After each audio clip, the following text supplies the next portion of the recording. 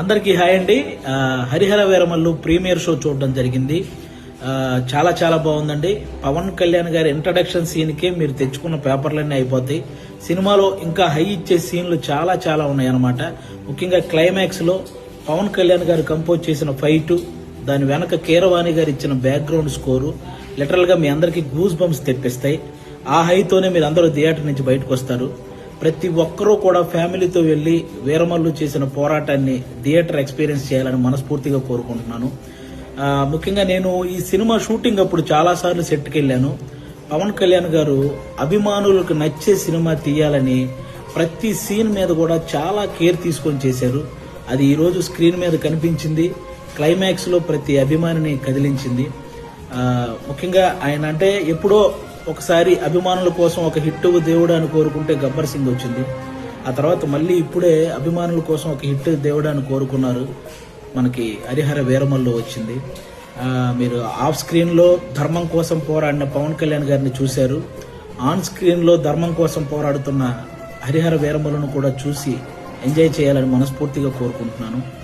మీరు గమనించే ఉంటారు, ఆయన సినిమా జీవితంలో ఎప్పుడు ఇవ్వనన్ని ప్రెస్ మీట్లు, ఎప్పుడు చేయనన్ని ఇంటర్వ్యూలు, అలాగే 2 ప్రీ రిలీజ్ ఈవెంట్లు, ఇవన్నీ ఓన్లీ సినిమా కోసం నిలబడ్డమే కాదు, ఏఎం రత్నం గారు అనే ఒక మంచి ప్రొడ్యూసర్ కోసం నిలబడ్డమండి.